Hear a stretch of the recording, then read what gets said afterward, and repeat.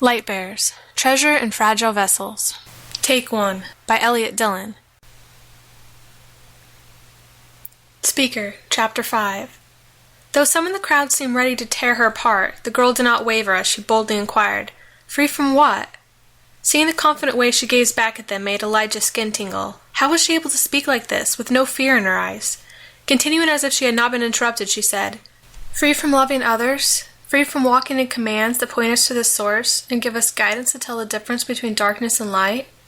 Freedom to kill and steal? Freedom to cheat on our spouse?" "No," stated the sanctum speaker as he gave her a look like, "This is elementary. We are still to keep those, but we don't have to keep all of them." "And which ones don't we keep?" "Well," he stuttered, "there's only one that we don't have to keep. The rest are still valid." The man looked uncomfortable as he received the full intensity of her gaze. She turned to the crowd as she asked, "Why would the source have us keep all but one of his tablets? He has said it is all or nothing. If you break even one, you break all. If it was that important to him once upon a time, why would he suddenly change his mind? He is not fickle like we are. He never changes, and neither will his commands." The man did not seem to have a response to her words as he grimaced with defeat. In that moment it appeared to Elijah's eyes that the man was wearing half a mask over his face. The mask did not leave as he glared at the girl. "We are not so ignorant of the source's words to not know who he is, and to know what he asks of us," replied the man finally, "and I will not have you telling these people things that will only turn them from the light." "I am not the one turning them from the light," replied the girl, with a look that told everyone in the room she thought the man was doing that work.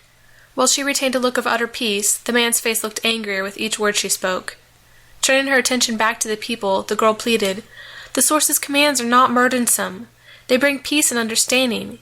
He gave them to us as a way to help us see him, to know him. They are not a list of don'ts, but are in fact a list of promises." At the audience's confused look, she explained, "When you follow the source, he promises that you will no longer take his name in vain. You no longer put other things before him. No longer will you steal or dishonor your parents. You will become a new person. The tablets are as much a reflection of him as his book. If you really know him, the evidence will be shown by your keeping his tablets. Like a grapevine produces grapes, the vine does not have to force itself to grow grapes instead of apples, but it does it without even a thought." Around the sanctum, vines began to grow, as ripe grapes filled the branches. Elijah could even smell the sweet odor as his mouth watered. "You are teaching the old covenant," replied the speaker as he regained his voice. "We have taught for years that this is the way things are now. You cannot say that what we have been teaching all these years is not correct." "The source does not abide in traditions. He lives in his words. That is the place you will find him. The tablet has, is, and will always be with us, and those who do not obey it will have no part in the kingdom." Motioning to everything around her, she said, "By this you will know that they have the light, if they speak according to the book and the tablets. If not, there is only darkness in them." As she said this, a sound like rushing wind blew through the building, and when he looked toward the sound, he found that it was coming from two large beings that glowed with an otherworldly light. As they stood on either side of the girl, their light shone out to the onlooking crowd. Some looked entranced by her words. As they listened, more of their blindfolds fell away, and they looked astonished to see the same things that he was beholding. "Let us reason together, to grow in the knowledge of his will for us. Let us not rely on man to tell us what he wants, but go to him and find the answer. He will guide us to his light and his desires for us." The sources use the analogy that he is the vine and we are the branches. As she said this, one of the vines began to creep along the ground up to where she was standing. From it curled fresh branches, which grew in strength as their leaves soaked up the light of the sun. By attaching ourselves to him, we will bear fruit, not through any power of our own, but through a connection with him. This analogy can be taken further toward the fact that sometimes branches grow off of other branches. As she said this, branches started to grow from the strong branches attached to the main vine, but these new branches did not look as healthy and strong as those directly on the vine. These branches are not as strong or as thick as those attached to the vine. So it is with those people who attach themselves to other people, relying on them for their connection to the source. These people will fall away when the harsh winds come, breaking them off from the branches they have attached themselves to. Just then a great wind picked up, which blew away the blindfold from one of the women present. It also broke away all of the secondary branches, along with some of the branches that had been originally attached to the vine. Only those who remain in the vine and remain attached to it will survive the storm, and only those who have a personal connection with the source will be able to stand at the end. Bending down, she picked up one of the larger branches which had fallen off, with several branches attached to it. And nutrients which come second-hand will not make the branches strong, just as light which comes through another study of the Bible will not be as powerful in your life and will not make as great an impact in your growth. Pointing the broken branch to the speaker, the girl said, "You should be calling the people to study the book for themselves, not seeking the source's glory for yourself. It is he alone who changes people's hearts, who writes his tablets upon their hearts. It is not your words or fancy speeches that change people, but his power working through you. But if you will take the credit for his power, you will end up as this branch and fall away. Return now, before it is too late, and he will graft you back in and make the branches that were attached to you his, so that they might receive the power they need directly from him. Let not the wise man glory in his wisdom, or the mighty man in his strength, or the rich man in his riches. But let him who glories glory in this, that he understands and knows the source, and that he is the creator and sustainer of all." Having heard enough, the man ran at her, coming at her as if to pull her from her spot. But as he reached out for her, the being of light beside her pushed him back with his glowing hand, and the man fell back. "I will pray for you," stated the girl sadly as she stepped down. As she did, the beings of light disappeared, and the surrounding people and air returned to how it had been before she had started speaking. Motioning for Elijah to follow her, the two walked out together, leaving the people and the impact of her words seared into each of their minds. Gazer, Chapter 4. A week passed without another vision, and Jeremiah started to believe it had just been a strange side effect of the painkillers. As he walked through the park near the outdoor mall, he stopped mid-stride as he caught sight of something strange. Up ahead, like a mirror hanging in the middle of space, hung a swirling image through which he spotted a girl chained to a brick wall. As he watched, she turned to look at him, a grin appearing on her face as she pulled her hands free of the shackles holding her and snuck towards him. Looking back at something in the glass with her, she then stepped through, coming out of the mirror as it disappeared behind her. With a stunned expression on his face, he watched as she came up to him, patting him on the shoulder with a thanks, then continued on her way as if something strange hadn't just happened. Looking back after her, he was surprised when he did not see her anywhere, as if she had disappeared into thin air, or had never been there. Turning back to the spot she had first appeared, he found the image to also be gone. Heading to the area it had once occupied, he looked around for any sign of how she had appeared, or if she had ever really appeared. In the end, he found nothing that indicated anything had ever been there. What is happening? Rubbing his eyes, he turned away as he told himself, "I must be dreaming." Heading away from the spot, he glimpsed something in his side vision and turned to see another glass-like opening, through which he saw a broken-down building cast in grayish light. When he blinked, the image disappeared, replaced by the regular scene of the outdoor mall's bakery. "This is so weird. What is happening to me?" After he told his mom, she took him to the doctor, where they gave him a brain scan. When they were done, the doctor informed them he had found no abnormalities. "It's probably just caused by lack of sleep," stated his mother, as she patted her son's shoulder. "He got a new game this week, and he's been playing it non-stop." Jeremiah hoped it was just that, but something told him there was more to it. Something was wrong with him, and the fact he didn't understand it scared him. "You feeling okay?" asked Brian the next day at school. The two were still barely on speaking terms, but because Jeremiah was worried and had no one else to discuss it with who wouldn't judge him, he could fight it in his friend. With a grin, Brian excitedly told him, "You must be having visions into another world." "Now don't go all sci-fi on me, Bri." "But wouldn't it be cool if that was it?" "No." Brian shook his head as he told him, "Of course the cool thing would happen to you, the one who doesn't know how to appreciate it. I just get to be the normal, boring sidekick." Jeremiah laughed as he put his arm around his friend. "Ah, come on! Every superhero's got to have one. I know you'd blow all the other sidekicks out of the water." "You got that right." As the two bonded over talk of superheroes and what their super name would be, Jeremiah noticed something to his right. Turning, he spotted the two bikers through another portal. They seemed to be looking at him as the shorter one, a girl, turned to the helmeted man to say something. "Hey, Earth to Jeremiah." Brian waved his hand in front of his friend's face, and the image disappeared. "You okay?" I don't know." Noticing the upset look on his friend's face, Brian assured him everything would be okay. "If this turns into something that's not a superpower, then just know you're not alone. I'm here for you, through thick and thin." He smiled as his friend put his arm around him, punching his arm as he gave him a reassuring smile. "Thanks, Bri." "No prob." As they walked away, Jeremiah sensed someone was watching him and looked back to see the portal had returned, still showing the image of the two bikers as they watched him. He really hoped this was nothing more than the side effects of his binge gaming.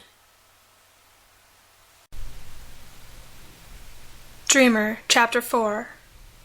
The world seemed to shake as Ezekiel woke to find the young boy from earlier staring at him. "Ezekiel, did you want to go on a food run with us?" Through the hole in the ceiling, it still looked like night, but then he couldn't even tell when it was day in the gray world. "It's Kyle," corrected the older boy. "I hate being called Ezekiel." The boy smiled, nodding as he said again, "Kyle, do you want to go on a food run with us?" Noah was not around, and the other children looked at him with such excitement and adoration he couldn't help but agree. The boy, who he dubbed Seth, as he reminded him of his friend back home, led the young group of children out through a hole in the building. The streets looked as abandoned as usual, but he noticed that the kids moved about as if there were eyes everywhere that might catch sight of them. For a moment he wondered about it, then unbidden the memory of the night marchers and their tearing claws came to his mind. The reason for their caution was clear in the thought of the sinister winged creatures. "Kyle!"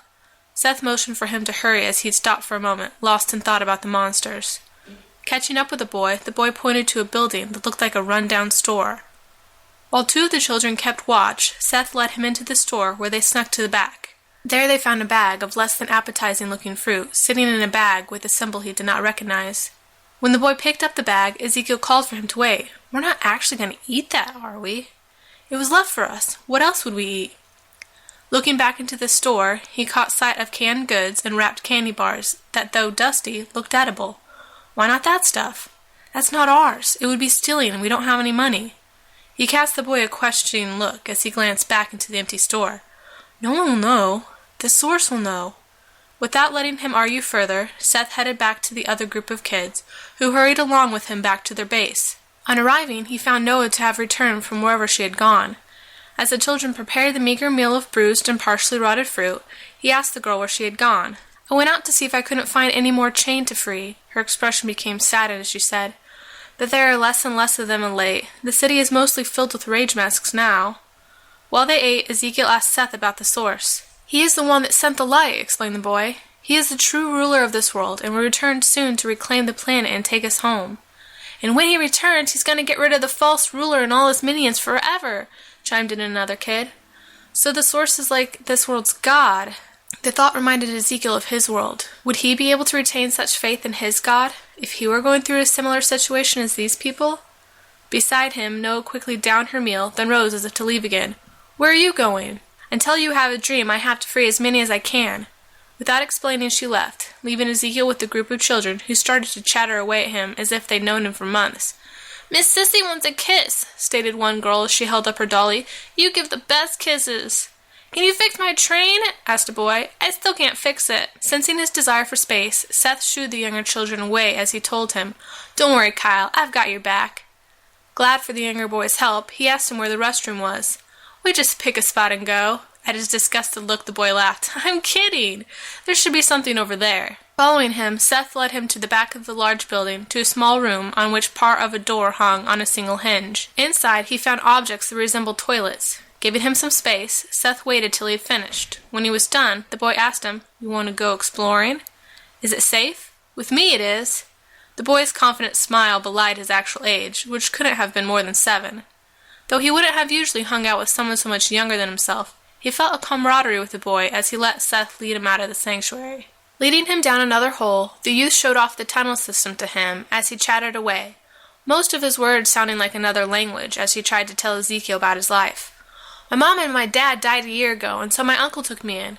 Well, he's not really my uncle. He was my dad's best friend, but I like to call him my uncle." "Liked?" The boy looked sad as he said, "You know Wheels?" Ezekiel nodded. "You mentioned him. He was your group's leader?" "Yeah, he was my dad's friend. He was taking care of me till the false ruler caught him. Now," he made a sound that Ezekiel remembered as having been used as a name for the older woman who had been taking care of the children, "takes care of me. She's kind of like the mother of all of us, and Noah pops in every now and then to make sure we have food and a safe place to sleep. But we're moving out soon to head to the country once Noah's sure the path is clear." "When will that be?" The young boy perked up slightly as he said, "Whenever you have your dream and tell us we can go." "I don't know what Noah has been telling you, but I'm not—" Before he could finish, she heard a growl and turned to see a large creature with sharp front teeth and beady eyes glaring at them. "A cappy!" called Seth in alarm. Remembering how Noah had referred to them as giant rats, he thought the term had been lenient. The thing was at least the size of a medium-sized dog and looked as ferocious as a raccoon with rabies. "Run!" cried Seth as he grabbed Ezekiel's arm and pulled him down the tunnel. Even as they ran, they could hear the giant creature giving chase, as the sound of its footsteps echoed off the walls, making it sound like there was more than one of it. When he looked back, he was startled by the realization that there were more rats. "Faster!" screamed Ezekiel as he picked the young boy up before Seth tripped, proceeding to carry him as they continued to hurry away from the rodent pursuers. Up ahead, he spotted a ladder, which he tossed Seth partway up before grabbing onto the bars himself. Just as he started to climb up after Seth, he felt something grab the back of his sneaker and looked down to see a rat, firmly gripping his shoe with its teeth. "Get off!" Kicking at the creature's head, he only seemed to make it more mad as it hissed at him while clinging all the more to his shoe. As he struggled to get free, Seth called out for him to get away. "I'm trying!" He then heard a shrieking sound as one of the rats toward the back cried out in pain. More rats screamed as he watched a group of them pounce on the one that had fallen as blood and fur flew about. "It's Noah!" called Ezekiel up to Seth as he caught a glimpse of a sword's blade as it skewered another rat. Their joy was short-lived as the wielder of the blade stepped into view. It was not Noah. As the last of the rats ran away, the swordsman stepped up to the final rat who was still chewing on Ezekiel's shoe. With a dead look in his eyes, the man brought down the end of the blade into the rat's skull, making its body shake, then stop as it died. Pulling out the blade again, the man reached up to pull off Ezekiel's headscarf, which had loosened in their escape, so that it hung at his neck. Using the scarf to wipe the rodent's blood off his blade, the man tossed the cloth away as he inquired, "Who are you, and what are you doing in my sewers?" Though he wielded a sword, Ezekiel noticed it did not have a glow like Noah's. If anything, the blade did the opposite of glow, as its metal glinted like death's sight. Inside his chest, Ezekiel felt his heart shiver with fear. This was not good. Speaker, Chapter 6. "What was that?" asked Elijah. As soon as they left the sanctum, the girl had continued walking, not giving him a chance to ask her anything about what had happened, till they came to a stop several blocks away. "When you spoke, He stopped, not sure if he wanted to admit that he'd seen things that weren't there and shouldn't have been there. Pulling out the notepad he had given her, she wrote, "The source's words have power to show the light. That is what you saw, the state of how things really are through the lens of light. But what does that mean?" "That man was a phantom," she replied in her curly script. "You saw the mask, right?" He nodded. "He has not yet completely closed his heart to the light, but he is very close to becoming completely taken over by the darkness." "What was up with the building?" "You were seeing the state of decay this world is really in because of the darkness, and how it will soon look as the darkness grows stronger." The thought of the decay and the extent it had taken over the building chilled him. "Are those beings of light?" "Those are protectors. They are sent by the Force to fight off the ghouls that would keep people from hearing the light." "What are ghouls?" She pointed off to the side, but all he saw was a line of trees. When he told her this, she wrote down, "Your blindfold has only just slipped from your eyes, and you have not yet completely opened your eyes to the light. In time you will see everything more completely." With that vague reply, she motioned for him to follow her and started walking again. Following her, she led him to an old apartment building in a run-down part of town. Through hallways with walls thin enough to hear every conversation from each room, she took him to a door which she unlocked and headed inside. "Is this your place?" With a nod, she appeared to be saying, "Make yourself comfortable," then headed to a back room that seemed to be a bedroom. While she was gone, he looked over the living room, which was sparsely furnished. There was a couch with several cushions mended with duct tape. A wooden crate was her end table, on which she had a book of light, along with 2 other books, which looked to be the book of light in another language. As he looked at the poor surroundings, a sudden fear came to him. Why had he followed her in here? He barely knew her, and now she had led him away from the safety of his neighborhood to a place where all manner of things could happen. And though he had seen visions, how did he know that she hadn't slipped something to him? Hearing the creak of the floorboards, he felt his heart leap to his throat as he quickly turned to face his attacker. Realizing it was just the girl, he relaxed somewhat, but not before she laughed at his fighter stance.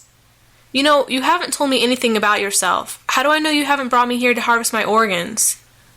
Her eyebrow rose in a way that told him she thought he was being ridiculous. Pulling out the notebook, she wrote, "My name is Jean Archer. I am 19 years old, and I was going to college for a degree in accounting." "Was?" She nodded. "I've since dropped out since the source called me to be his mouthpiece." Remembering what she had written earlier, he asked, "And how exactly do you know the source is the one talking through you?" "And that you haven't gone insane," he wanted to add, but didn't. I could tell you, but I think it's better if you just listen for yourself and let the source's light touch and move you. And how is that supposed to happen? I can't just follow you around in blind faith. You feel it, don't you? Feel what? That something big is coming. The urgency in the air. The need for the message to go out to the world. The time is coming, Elijah, and we have a mission. On reading her words, he gave her a doubtful look. And what would the source want with me? I haven't even finished high school. She smiled as she took the notebook back and wrote, and I was an introvert, but look how the source is using me now. Yeah, I don't get it. Why isn't he letting you talk? So that I speak his words alone. I have a hard message to give, and I might be tempted to make it more gentle than it should be, or harsher than it need be. But by the source doing this, I will speak his words alone, so the message will be delivered in the way he wants, and so that people know these words are not my own but his.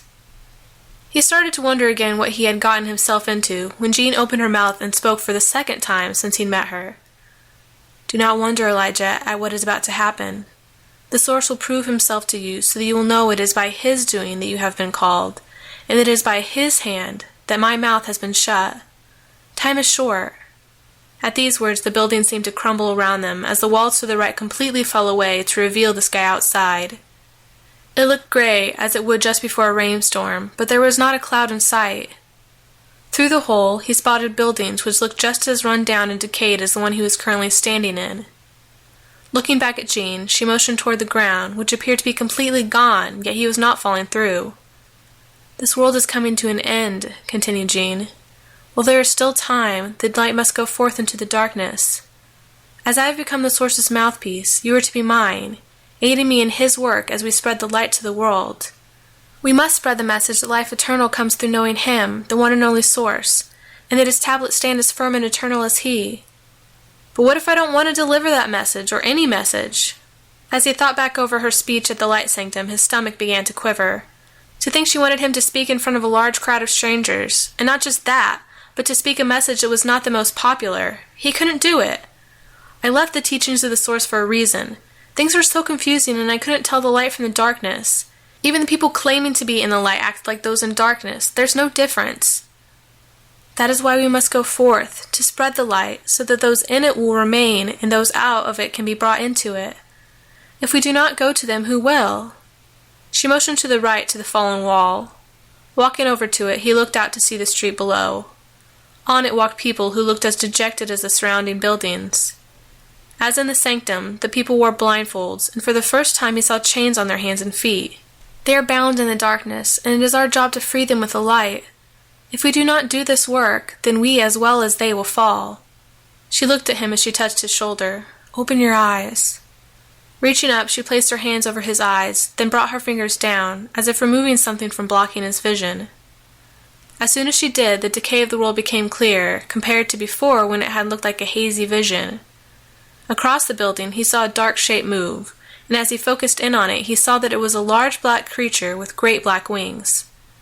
That is a ghoul, explained Jean, as he leapt back from the sight. They will do everything in their power to stir up the phantoms and shackled to be against us. But we must press on, so that those who have not been overcome by the darkness can come out of it into the light. Please, Elijah, the source has not only called me to do this work, but you as well. Will you aid me in this? As she held out her hand to him, the apartment shifted back to its original form, as the hole in the dark creature disappeared from view. Feeling his heart pound within his chest, he tried to calm it as he took in deep, slow breaths. I don't know. I have to think about it. She looked saddened by his response, but did not press him as she wrote down her phone number, along with instructions on how he could get home. Not even wondering about how she knew where he lived, he hurried out, taking the bus back home, back to safety. That night, he dreamed of a forsaken city filled with chained individuals crying out for freedom in hope they just could not see.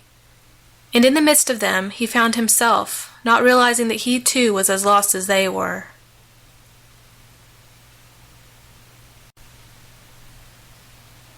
Gazer, Chapter 5. It had been 3 days since Jeremiah had had the brain scan, and the visions into the other world, as Brian called them, only seemed to be happening more often. Even after he'd stopped playing his video game and cleaned up his diet, the visions just increased in visibility and frequency. Whereas before they'd appeared with a slight haze, now it was like he was actually looking at something that was a part of his world, like a tree or a bus bench. "This is crazy," lamented Jeremiah to Brian at lunch. "I think I'm going insane." "No way, man. 'Cause if you go crazy, then I'll look like the sane one. And you know we can't have that." Jeremiah smiled at his friends, trying to cheer him up.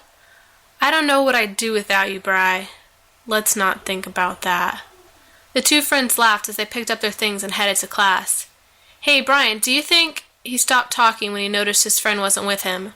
Turning back, he found the teen standing in the middle of the hall as he stared off into the distance. Calling back to him, Brian asked him in a faraway voice if he smelled something. "What?" Raising his hand to his face, Brian stared at it as it twitched. "What's happening?" Before Jeremiah could respond, he watched his friend's body go limp as it dropped to the ground, where he began to shake. Hurrying over to the boy, he watched, with panic rising in his chest as his brain raced with what he should do. To his side, he heard a voice scream, then an adult's voice call for help as another person ran over. "Turn him to his side," ordered a teacher, as Jeremiah helped them do that. When his friend had stopped shaking, he looked dazed as he stared at the teacher and his friend. "Why am I on the floor?" "Just stay there," instructed the teacher. "You had a seizure. Have you ever had one before?" Brian seemed confused by the question, so Jeremiah answered for him. "No, he's never had one." "The medic should be here soon," called another adult. "Go ahead and loosen any tight clothing," instructed the first teacher, "and just rest for a bit till they get here." As Jeremiah helped his friend loosen his belt, Brian yawned tiredly as he rested his head on his shoulder. "Hey, Jerry, you think I'm developing some superpowers too?" He could tell his friend was trying to lighten the situation, but he was still too freaked out to joke along with him. "I hope not. I really hope not." It wasn't until the next day, when his mother received a call from Brian's mom, that Jeremiah got the news. His friend had had an epileptic seizure. The doctors believed it to be caused by a congenital problem from his birth that hadn't presented itself until then. With the diagnosis came changes for not only Brian, but Jeremiah. As Jeremiah was still having his visions into the other world, he had his mom take him to the doctor again to make sure he didn't have some brain problem that they had missed. Even with the second scan, they found nothing, and Jeremiah found himself being more worried than ever. "Hey, don't sweat it, man," stated Brian a few days later. "If they're not finding anything through scans, then you know it's not anything that's going to kill you." "You don't know that." "I don't. But it seems to me this might more than likely be that you are having a beautiful mind experience." "I'm not schizo." "So says the schizo." He shoved his friend as he started to laugh. "Come on, I'm being serious." "I know, and I'm trying not to be." Jeremiah laughed with his friend, even as he looked through a portal into a desolate land, looked as ruined as he felt his life would one day be.